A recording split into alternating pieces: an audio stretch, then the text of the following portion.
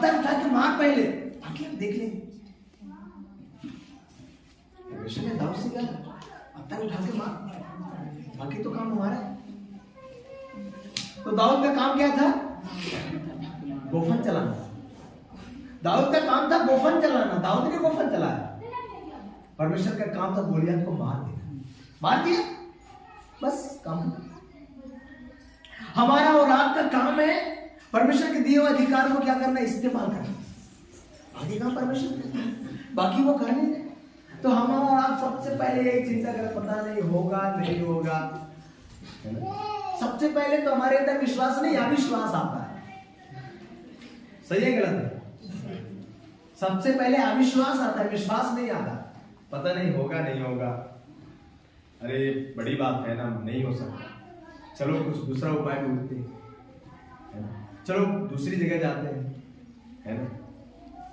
कभी कभी तो लोगों को ये लगेगा अरे चलो बड़े बड़े चर्च में जाए जहाँ 1 लाख की भीड़ आती है, वहां कुछ हो सकता है। भैया वहां भी वही परमेश्वर है जो इधर है। कमी परमेश्वर में नहीं, कमी आपके विश्वास में है, कमी आपके अंदर है। आप उसको दूर करो पहले। डॉक्टर बदलने से कुछ नहीं होगा। आप सही टाइम पे मेडिसिन लेना सीखो, सही टाइम पे दवाई खाओ। वो डॉक्टर भी वही दवा देगा, लेकिन आपका विश्वास, आपका भरोसा सही नहीं है, आप उसकी बातों पर यकीन नहीं करते। हमें विश्वास करने की आवश्यकता है। हमारा विश्वास के द्वारा ही हमारा उद्धार है, विश्वास के द्वारा ही हमारा जीवन है, विश्वास के द्वारा ही वो सब कुछ हमें प्राप्त हो सकता है। इब्रानियों की पत्री विश्वास से भरी पड़ी हुई है। अब देखेंगे विश्वास से भरी पड़ी हुई है। इब्रानियों 11 अध्याय विश्वास से भरा पड़ा हुआ है। पूरा पढ़ के देखेंगे, पूरा विश्वास के बारे में लिखा है। फलाना ने विश्वास किया, ऐसा हो गया, वो विश्वास करने के कारण ये हो गया, उसके विश्वास करने के कारण ऐसा हो गया, सब उधर लिखा है, सब उधर लिखा है। हमारा विश्वास क्या है? हम दूसरों के बारे में सुनते रहते हैं हमेशा, फलाना के साथ परमेश्वर ने ऐसा कर दिया, ढकाना के साथ परमेश्वर, अरे आपके साथ क्या किया? अपनी भी तो गवाही बताओ, आपके साथ क्या हुआ? दूसरों के साथ तो बहुत कुछ हुआ, पर आपके साथ क्यों नहीं हो रहा? आपका विश्वास आपके साथ होने नहीं दे रहा। हमारा तो विश्वास ये है कि एक दिन हम चर्च में चले जाएंगे तो हमारा एक दिन का बहुत बड़ा नुकसान होगा। ये हमारा विश्वास है, हमारा ये विश्वास। लेकिन परमेश्वर ने कहा विश्राम दिन को पवित्र मानने के स्मरण को।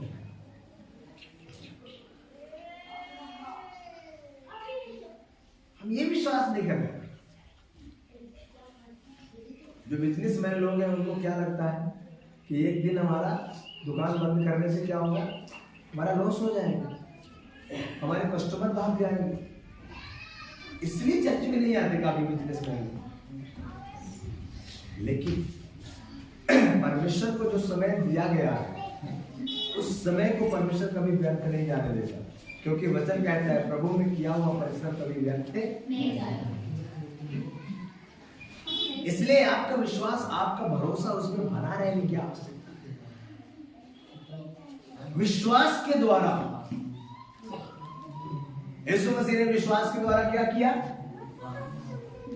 लाजर को जिला दिया, याईर की बेटी को जिला दिया। फिर वो विश्वास किसके अंदर आया? चेलों के अंदर आया।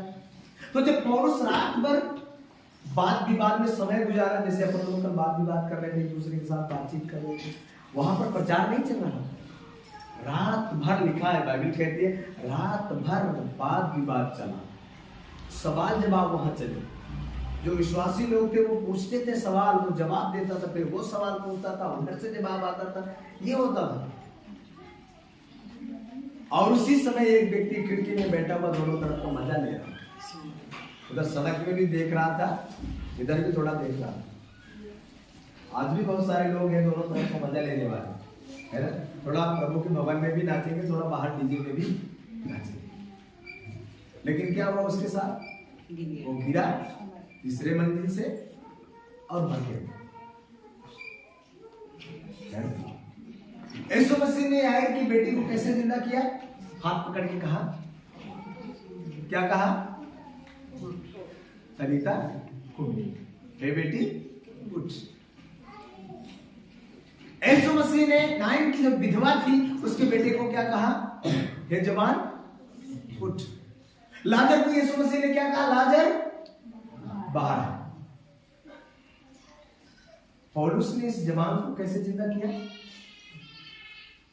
कैसे जिंदा किया? तरीके अलग हो सकते हैं, तरीका अलग हो सकता है। कभी हाथ पकड़ के जिलाया जाएगा तो कभी आवाज बोल के जिलाया जाएगा। पुराने नियम में भी देख रहे हैं, जब वहां पर एलिसा जब जिंदा कर रहा है तो कैसे जिंदा कर रहा है? इसके ऊपर पसर जाता है, उसको अपनी गर्मी देता है, अपनी श्वास देता है, वो बालक जिंदा होता है। तो वो सामर्थ्य जो यीशु मसीह के अंदर था वो किसके अंदर आया? चेलों के अंदर। कैसे आया? विश्वास। तो यीशु मसीह के कहने से लोग जिंदा होते थे, चंगे होते थे। लेकिन पतरस एक ऐसा चेला यीशु मसीह का, यीशु मसीह के परछाई से कभी कोई चंगा नहीं हुआ। बाइबल के अंदर क्या है? कोई चंगा हुआ क्या यीशु मसीह की परछाई से? नहीं हुआ। पर बाइबल गवाह है, पतरस की परछाई से लोग चंगे होते थे। ये कैसे हुआ? ये विश्वास के कारण, ये विश्वास के कारण। वही पतरस, जिस पतरस ने जब यीशु मसीह को पकड़वाया गया और दरवाजा बंद करके दरवाजे के अंदर घुसा, इतना डर रहा, पर वही पतरस जब 120 लोग मरकुस के महल में प्रार्थना कर रहे थे, तो जब पवित्र आत्मा का सामर्थ्य उसके अंदर आया, वही पतरस वहां से उठा, बाहर आया। फसह का त्योहार चल रहा था और वहां खड़े होके और वहां इतने पब्लिक के सामने भरे मेले में ऐलान कर दिया। जब लोगों ने कहा ये नशे में है, इनको नशा चढ़ा है, तब ये ऐसी बातें बोल रहे। अन्य भाषा में जब लोग प्रार्थना कर रहे थे, तब पतरस ने कहा नहीं, अब पढ़ सकते उस बात को, पढ़िए, प्रेरितों की पुस्तक खोल लीजिए, तब आपको बहुत बढ़िया से समझ में।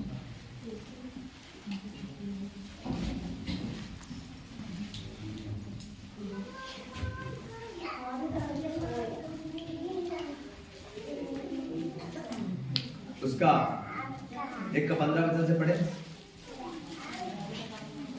तो 1 का 15 वचन से पढ़े। उन्हीं दिनों में हाँ, पतरस भाइयों के बीच में जो 120 व्यक्ति के लगभग थी, 120 लोगों के लगभग थे, वहां पर खड़ा होकर कहने लगा, हे भाइयों, अवश्य था कि पवित्र शास्त्र का वह लेख पूरा हो जो पवित्र आत्मा ने दाऊद के मुख से यहूदा के विषय में, जो यीशु के पकड़वाने वालों का अगुआ था, पहले से कहा था, क्योंकि वह तो हम में गिना गया और इस सेवकाई में सहभागी हुआ। उसने अधर्म की कमाई से। बस अब उसको छोड़ करके दूसरा अध्याय को आकर के अब 14 वचन को पढ़े। वे सब पवित्र आत्मा से भर गए और मरकुस के महल में, जहाँ पतरस उस समय बात कर रहा था अपने लोगों से, अब वहां पर एक बड़ा काम हो रहा है। उसने कह दिया कि ये जो लिखा था वो बातें अब यहाँ पूरी होंगी, और यहाँ पर लिखा वो सब पवित्र आत्मा से भर गए। और जिस प्रकार आत्मा ने उन्हें बोलने की सामर्थ्य दी, वे अन्य भाषा बोलने लगे। आकाश के नीचे कि हर एक जाति में से भक्त यहूदी यरूशलेम में रह रहे थे। जब यह शब्द हुआ तो भीड़ लग गई और लोग घबरा गए। और कहाँ पढ़ रहे हैं? 2 का 5-6। अरे 2 का 14 से पढ़ोगे। तब पतरस उन्हें 11 के साथ खड़ा हुआ। तब पतरस उन्हें 11 के साथ खड़ा हुआ और ऊंचे शब्द से कहने लगा। और ऊंचे शब्द से, जब वो पवित्र आत्मा से भर गए तब पतरस खड़ा हो गया और क्या कहने लगा? हे यहूदियों और हे यरूशलेम के सब रहने वालों, यरूशलेम के सब रहने वालों, यह जान लो, ये जान लो और कान लगाकर मेरी बातें सुन कान लो, लगा के मेरी बातें सुन लो, जैसा तुम समझ रहे हो, जैसा तुम समझ रहे हो, ये लोग नशे में नहीं ये है, नशे में नहीं है, क्योंकि अभी तो पहर ही दिन चढ़ा है। ये नशे में नहीं है, अभी तो सूरज निकल ही रहा है, अभी तो दिन की शुरुआत हो रही है, और तुमने कैसे कह दिया कि ये सब नशे में है? ये सब नशे में बात कर रहे हैं। भाई उन सबको ये लगता था ये हमारी भाषा बोल रहे हैं, लेकिन वो तो अन्य भाषाओं में बात करते हैं। अन्य भाषा पृथ्वी की किसी देश की भाषा हो सकती है, स्वर्ग की भाषा हो सकती है, तो उस भाषा में वो बात कर रहे थे। और पतरस यहाँ पर उसके अंदर पवित्र आत्मा जब आए तो एक हिम्मत आए, क्योंकि वो जब कहते जब पवित्र आत्मा तुम पर आए, तब तुम सामर्थ पाओ। आगे परमेश्वर यह वह परंतु यह वह बात है, हाँ, परंतु ये वो बात है जो योएल भविष्यद्वक्ता के द्वारा कही गई थी। परमेश्वर कहता है कि अंत के दिनों में ऐसा होगा, अंत के दिनों में ऐसा होगा कि मैं अपना आत्मा सब मनुष्यों पर उंडेलूंगा, और तुम्हारे बेटे और तुम्हारी बेटियां भविष्यवाणी करेगी, और तुम्हारे जवान दर्शन देखेंगे, और तुम्हारे पुरानिये स्वप्न देखेंगे। तो यहाँ पर ये पतरस के अंदर क्या आ गया? एक हिम्मत आ गया, एक साहस आ गया, और उसने लोगों को ये संदेश सुना दिया, लोगों को ये बताया ये चीजें कि तुम कैसे इस बात को समझ रहे हो कि लोगों के अंदर एक नशा आ गया है। वो नशे में नहीं है, परंतु ये परमेश्वर के काम है, परमेश्वर ने उसके अंदर ये काम किया। इसलिए पतरस ने कहा जान लो इस बात को, और कान लगाकर मेरी बात सुन लो कि ये नशे में नहीं है। Hallelujah, hallelujah. उसका अभी थोड़ा 20 वचन पढ़िए। प्रभु के महान और तेजस्वी दिन के आने से पहले सूर्य अंधेरा और चांद लहू सा हो जाएगा। मतलब ये सारी चीजें, मतलब वहां पर पतरस पूरे संदेश में ये सारी चीजें लोगों को बता दिया, ये सारी चीजें गिना दिया। अब वहां पर ये बोलते बोलते आगे क्या बातें बोल रहा है उसका आप 34 वचन से पढ़िए। क्योंकि दाऊद तो स्वर्ग पर नहीं चढ़ा, परंतु वह आप कहता है, प्रभु ने मेरे प्रभु से कहा मेरे दाहिने बैठ, जब तक कि मैं तेरे बैरियों को तेरे पांव तले की चौकी ना कर दूं। एक मिनट, उसका 22 वचन से थोड़ा पढ़े। 22 वचन। हे इस्राएलियों, ये बातें सुनो, यीशु नासरी एक मनुष्य था। ध्यान से सुनिए, यहाँ पर पतरस इजरायली लोगों को सबको ये बात बता रहे हैं कि यीशु नासरी एक मनुष्य था, जिसका परमेश्वर की ओर से होने का प्रमाण उन सामर्थ्य के कामों और आश्चर्य के कामों और चिन्हों से प्रकट है, जो परमेश्वर ने तुम्हारे बीच उसके द्वारा कर दिखाया, जिसे तुम आप ही जानते हो। उसी यीशु को जो परमेश्वर की ठहराई हुई योजना और पूर्व विज्ञान के अनुसार पकड़वाया गया, परमेश्वर की योजना के तहत जो पकड़वाया गया, तुमने अधर्मियों के हाथ से क्रूस पर चढ़वा कर मार डाला। तुमने अधर्मियों के हाथ से क्या किया? क्रूस पर चढ़वा के मार डाला। जिस यीशु को तुमने पकड़वाया, जिस यीशु को तुमने अधर्मियों के हाथ से क्रूस में चढ़ा के मार दिया, आगे, परंतु उसी को परमेश्वर ने मृत्यु के बंधनों से छुड़ाकर जिलाया। वही यीशु है जिसको तुमने मारा, जिसको तुमने क्रूस में टांग दिया, वही यीशु को परमेश्वर ने जिलाया है। क्योंकि यह अनहोना था कि वह उसके वश में रहता। क्योंकि दाऊद उसके विषय में कहता है, मैं प्रभु को सर्वदा और अपने सामने देखता रहा, क्योंकि वह मेरी दाहिनी ओर है, ताकि मैं डूब ना जाऊं। बस अब आगे आ जाइए, उसका 37वां वचन आप पढ़िए। तब सुनने वालों के हृदय छिद गए, तब सारे सुनने वालों के हृदय क्या हो गए? छिद गए, और वे पतरस और शेष प्रेरितों से पूछने लगे, हे भाइयों, हम क्या करें? हम लोग क्या कर रहे हैं? पूछ रहे हैं कि हमने बड़ी गलती किया, हमने यीशु को पकड़वाया, क्रूस में चढ़वाया, लेकिन अब हम करें क्या? ये जो गुनाह हमारे ऊपर लगा है, ये जो पाप हमारे ऊपर लगा है, इससे हमारा छुटकारा कैसे होगा? अब पाप से छुटकारा कैसे होगा? ये बात वहां पर पतरस अब लोगों के सामने प्रकट करना है। आगे बढ़ो। पतरस ने उनसे कहा, हाँ। मन फिराओ। मन फिराओ, सबसे पहला काम क्या है? मन। अब मन कैसे फिरा? ये मन फिराओ की टीचिंग बहुत बड़ी है। मसीह की बुनियादी शिक्षा, जो बुनियादी बातें हैं, कोई किसी को याद है? कोई बता सकते हैं मसीह की जो बुनियादी शिक्षा है? किसी को याद है? नहीं याद? बपतिस्मा के टाइम पे सिखाया जाता है। जितने लोगों को मैंने बपतिस्मा दिया, भैया मैंने शिक्षा दी, तो मैंने जरूर बताया। कुछ भी याद है? 1 2 3 4 5 6 याद है? नहीं याद?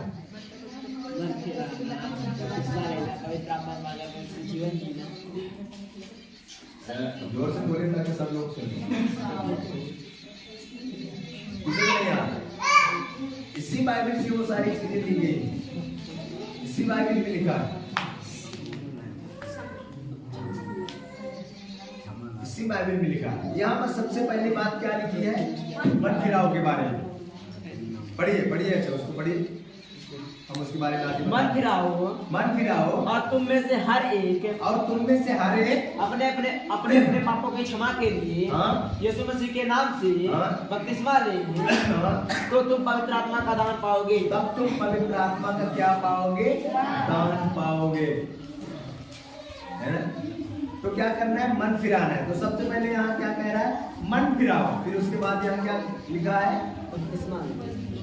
पापों से क्षमा, मतलब उद्धार। जब पापों से क्षमा हो जाएगी तो हमारा उद्धार हो जाएगी। तो नंबर 1 है मन फिराना, नंबर 2 है उद्धार पाना। फिर आगे क्या लिखा है? बपतिस्मा, यीशु के नाम से बपतिस्मा ले। ये तीसरा पॉइंट, बपतिस्मा। फिर चौथा पॉइंट क्या है? पवित्र आत्मा आप पाएंगे। जब आप बपतिस्मा ले लेंगे तो आप पवित्र आत्मा पाएंगे। ठीक? अच्छा, अब और आगे हम आपको बताना चाहते हैं। अब उसके बाद आप आ जाइए इसके 42 वचन को पढ़ें। और वे प्रेरितों से शिक्षा पाने लगी। हाँ, अब ध्यान दीजिए। अब वहां पर 4 बातें हमने देखा ना। अब यहाँ आगे वो प्रेरितों से शिक्षा पाने, मतलब अभी प्रेरितों से क्या करना है? शिक्षा पाना, है ना? अब जब पवित्र आत्मा आपने पा लिया तो आप पवित्र जीवन जीने लगे, पवित्र आत्मा पास, है ना? 4 पॉइंट वहां हमने देखा। 5वां पॉइंट है प्रेरितों से शिक्षा पाना। हाँ, शिक्षा पाने लगे। और आगे? और संगति रखनी। और संगति, ये 6वां पॉइंट है, संगति रखना। हाँ, और रोटी तोड़ना, ये 7वां पॉइंट है। रोटी तोड़ना क्या है? 7वां पॉइंट है। आगे? और प्रार्थना करने में लवीन रहे, अटल बने रहे, ये 8वां पॉइंट। कितने पॉइंट है? 8 पॉइंट। और 9वां पॉइंट हम लोगों ने उसमें जोड़ा है, अभी उसकी भी टीचिंग हम लोग देखते हैं। 9वां पॉइंट है मसीह के आगमन की बात। तो ये 8 पॉइंट आप लोगों को याद है? बता सकते हैं? कोई बता सकते हैं पूरा एक तरफ से? मन फिराओ, बपतिस्मा, पवित्र आत्मा पाना, पवित्र जीवन जीना, शिक्षा पाना, संगति रखना, प्रभु भोज, रोटी तोड़ना, प्रभु भोज लेने की बात है। और प्रार्थना करने वाली प्रवेश की बात है। कोई ऐसे से बता सकते हैं? नंबर 1 मन फिराना, नंबर 2 पाना, नंबर 3 बपतिस्मा लेना, नंबर 4 पवित्र आत्मा पाकर पवित्र जीवन जीना, नंबर 5 प्रेरितों से शिक्षा पाना। इसको नहीं बोलना, सिर्फ शिक्षा नहीं पाना, प्रेरितों से शिक्षा। भाई बाइबल की शिक्षा कौन देगा? बाकी संसार के लोग तो नहीं देंगे ना। प्रेरितों से शिक्षा पाना, समझ रहे हैं ना? ये नंबर 5 है ना? फिर नंबर 6 संगति रखना, फिर नंबर 7 प्रभु भोज, रोटी तोड़ना, प्रभु भोज लेना, फिर प्रार्थना करना। मतलब ये 8 बातें। और 9वीं बात है प्रभु यीशु मसीह की आगमन की, दोबारा आगमन की बात। ये हम वचन से सारी चीजें आपको बता सकते हैं, लेकिन आज टाइम खत्म हो गया इसलिए नहीं बताएंगे। तो ये चीजें भी हमको क्या करना है? समझने की बात है। पतरस के जीवन में जब ये बात हुई वो विश्वास से खड़ा हो गया, और जब विश्वास से खड़ा हुआ तो पता है कितने लोगों ने उस दिन मन फिराया, कितने लोगों ने मन फिराया था? कितने लोगों ने मन फिराया जब पतरस ने एक भाषा सुनी? कितने लोगों ने मन फिराया? पहली बार पतरस के प्रचार में कितने लोगों ने उद्धार पाया? कितने लोग? 3000 लोग। कितने लोग सहमत है 3000 है? मतलब आप सहमत भी नहीं है, सहमत भी है। सही बात है, गलत बात है? कितने लोगों ने? इसी बाइबल में लिखा है। कहाँ लिखा है? कौन से पद में लिखा है?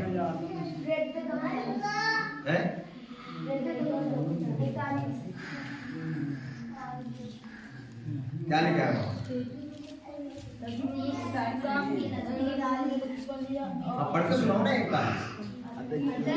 उसका वचन ग्रहण किया, उन्होंने बपतिस्मा लिया और उसी दिन 3000 मनुष्यों ने लगभग मिल गए। 3000 एक ही प्रचार। ये कब संभव हुआ पता है? पवित्र आत्मा जब पतरस के अंदर आया तो पतरस के अंदर से निकलने वाली जो बातें थी उससे क्या हो गया? हृदय छिद गए, और लोगों को ये लगा हाँ ये बात तो सही है, ये तो सही बोल रहा है, ये तो सही बात बोल रहा है।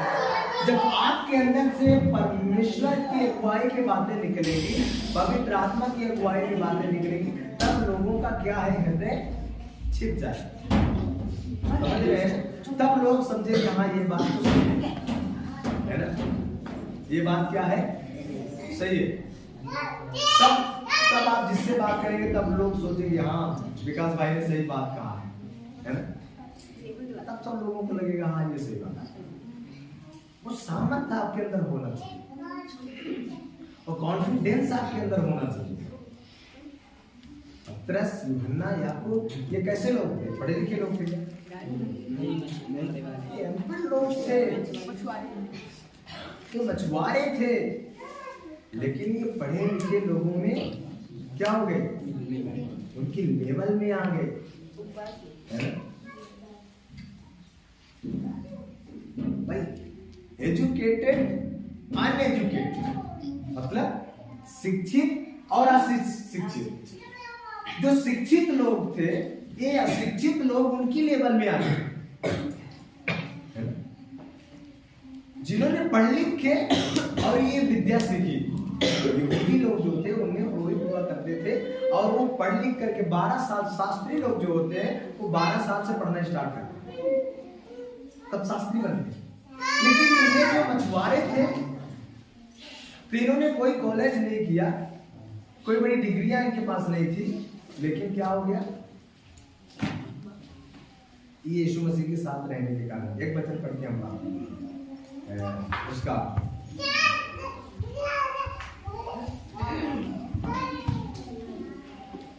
तुम 4 अध्याय बोलिए।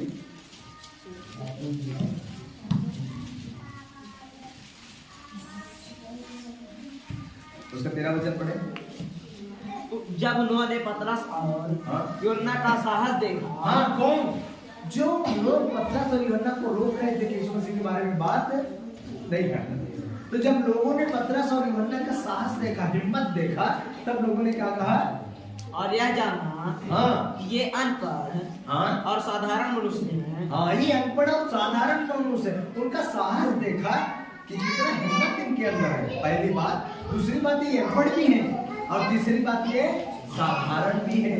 हाँ, तो आश्चर्य किया। तब आश्चर्य किए लोग, अरे ये कैसे हो सकता है? ये अनपढ़ लोग पढ़े लिखे लोगों के लेवल में कैसे बात कर सकते हैं? अरे ये तो पढ़ा लिखा नहीं है, लेकिन ये तो मंच पे ऐसी बात बोलता है मानो ये कितना एजुकेटेड है, कितने ज्यादा इसके अंदर ज्ञान भरा पड़ा हुआ है। लेकिन ये संभव कब हुआ? आप भले ही ज्यादा पढ़े लिखे ना हो, मैं तो हमेशा ये बात कहते हैं, पढ़ाई संसार के लिए मायने रखती है, परमेश्वर के लिए मायने नहीं रखती। वचन कहता है क्या परमेश्वर ने संसार के ज्ञान को मूर्खता नहीं ठहराया?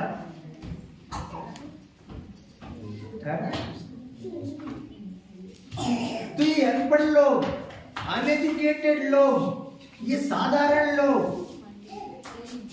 आगे फिर उनको पहचान हुआ। हाँ, फिर क्या किया? पहले तो कहा ये तो बिल्कुल क्या है, अनपढ़ है, साधारण है, लेकिन इनके अंदर बड़ा हिम्मत है। अब हिम्मत का कारण ढूंढने लगे, अरे इनके अंदर इतना हिम्मत आया कैसे, इतना दुस्साहस आया कैसे, ये अनपढ़ भी है, साधारण भी है। फिर आगे क्या लिखा है?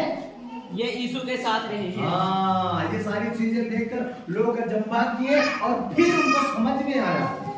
क्या समझ में आया? लिखा है फिर उनको पहचाना। पहले पहचानने नहीं आते थे, पहले वो पहचान ही नहीं पाते थे कि कौन है। फिर बाद में उन्होंने क्या किया? पहचाना उनको, क्या ये तो यीशु के साथ रहे। ये अनपढ़ होने के बाद भी इतना ताकत इनके अंदर आने का कारण यीशु है। अनपढ़ होने के बावजूद इतना बुद्धिमान होने का कारण यीशु है। अनपढ़ होने के बाद भी इतना ज्यादा इनके अंदर वो शिक्षा का लेवल आने का कारण यीशु है।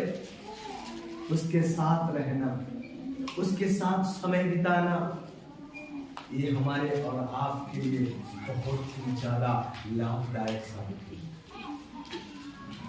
हम और आप भले ही बहुत ज्यादा पढ़े लिखे ना हो, कोई बात नहीं है, लेकिन यीशु के साथ रहने के कारण हमारे जीवन का लेवल बढ़ जाएगा, हमारा वादा बढ़ जाएगा। पतरस यूहन्ना कौन थे? मछुआरा, है ना? लेकिन जब यीशु के साथ रहे, उनका नाम क्या हो गया? क्या हो गया? अभी उनको मछुआरा के नाम से कोई बुलाता है? संत पीटर,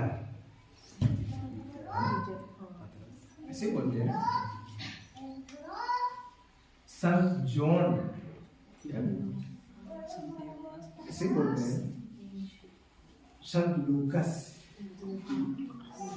नाम उनका बदल गया। नाम के पहले एक टाइटल आ गया। क्या आ गया? संत। यीशु के साथ रहने के कारण हमारा लाइफ और लाइफ स्टाइल भी बदल जाती है। लाइफ भी बदलती है और लाइफ स्टाइल भी बदलती है।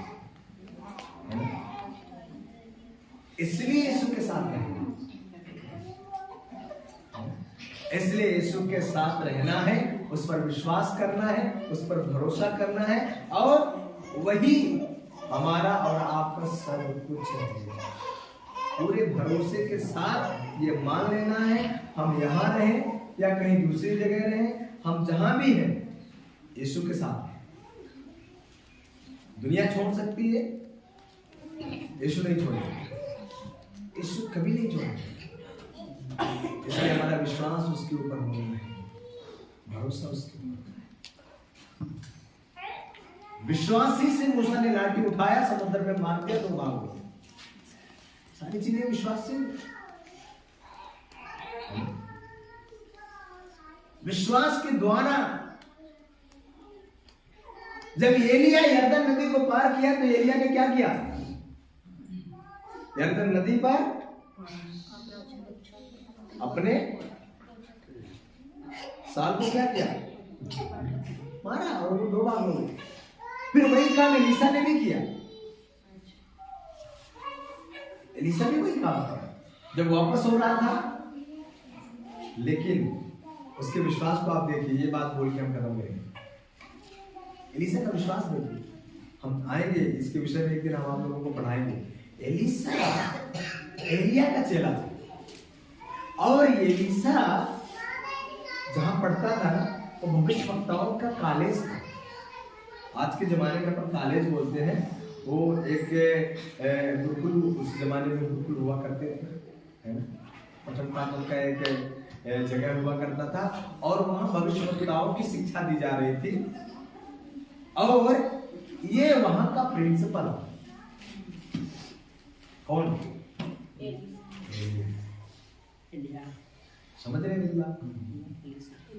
लेकिन ये एलीसा एलिया का बहुत चहेता।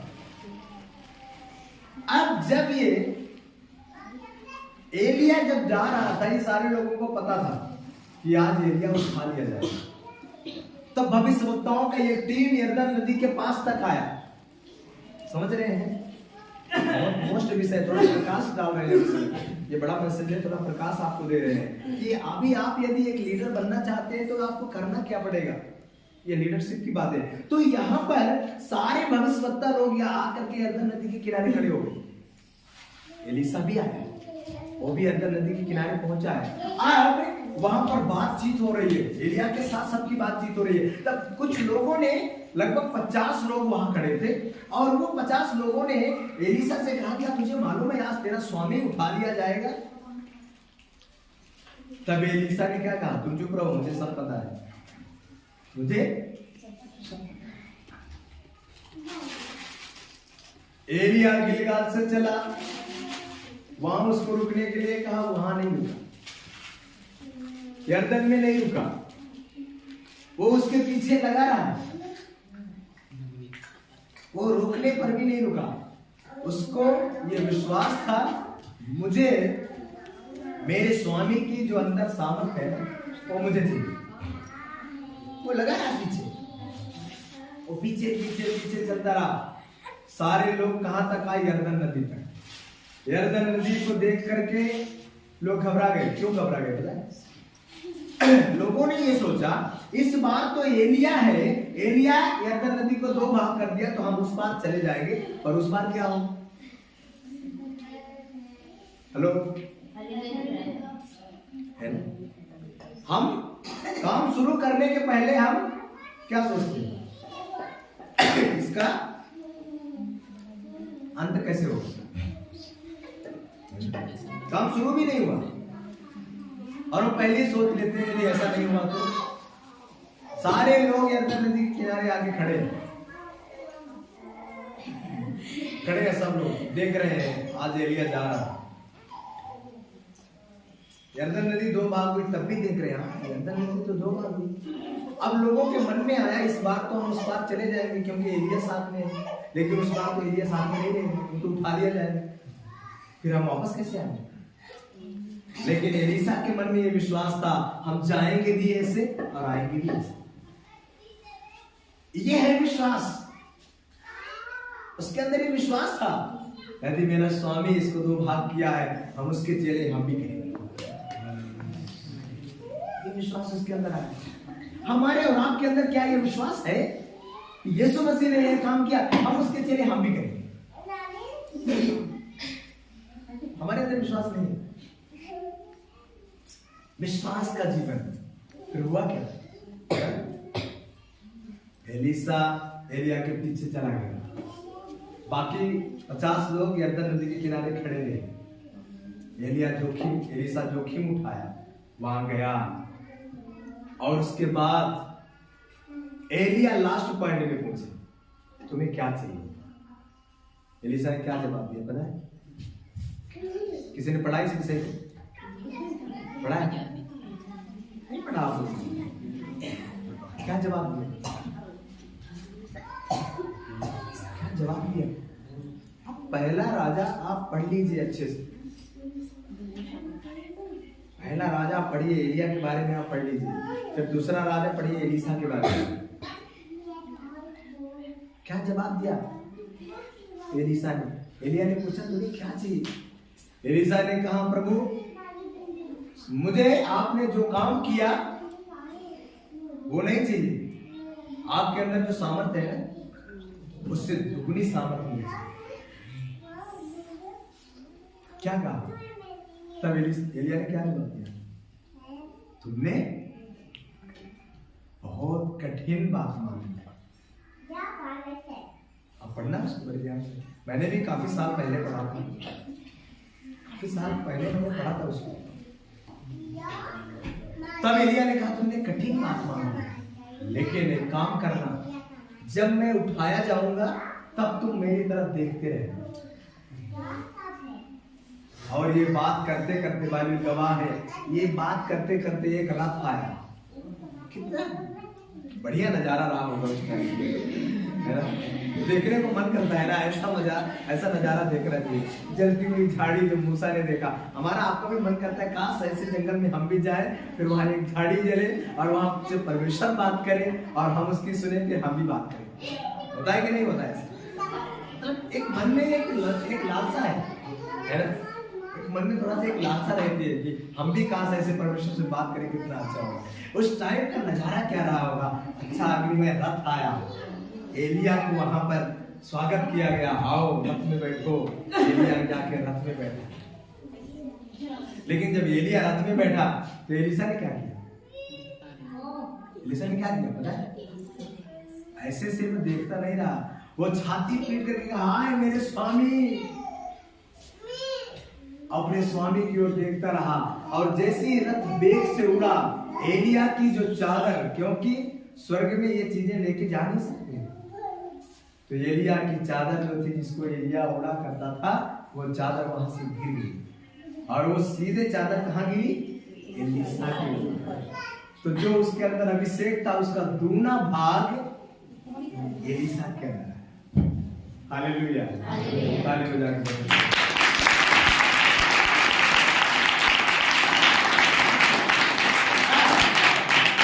अब आगे क्या हुआ? समय बहुत आगे बढ़ गया, आगे भी बता दें या बंद कर दें यहाँ? ओके, आप तैयार है ना? इसलिए अब क्या हुआ? अब एलिसा को चादर मिल गई। अब वहां से एलिसा खुशी खुशी चला। बाकी लोग कहाँ हैं? यरदन के उस पार किनारे में खड़े हैं। एलिसा यरदन नदी के पास आया, बाकी उस पार से देख रहे थे। अब लोग सोच रहे थे, देखते हैं कैसे आएगा एलिसा। एलिसा ने चादर को निकाला, उसको ऐसे क्या किया? उसको ऐसे थोड़ा सा गुरमेटा, उठा के यरदन नदी में मारा, वो दो भाग हो गए। Hallelujah, hallelujah. ताली बजा के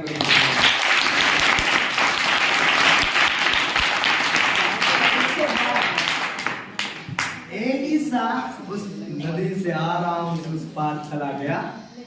फिर यरदन नदी वैसे बहने लगी। एक कब संभव हुआ? जोखिम भरा काम। किनारे में खड़े होने से कुछ नहीं। कुछ लोग किनारे में खड़े होने वाले हैं, कुछ लोग आपके मन को तोड़ेंगे। एक दिन एक फोन मेरे पास आया, पता है, और उन्होंने कहा, भैया ये बिजनेस है, आप कर लीजिए। हमने कहा, आपको पता है हम एक प्रभु के सेवक हैं। उन्होंने कहा, वो सब ठीक है, प्रभु की सेवा करने से कुछ नहीं होगा। एक विश्वासी की बात कह रहे हैं, कोई अन्य जाति नहीं, एक अच्छा विश्वासी है, सब बोल रहा है। उन्होंने कहा, प्रभु की सेवा करने से कुछ नहीं होगा।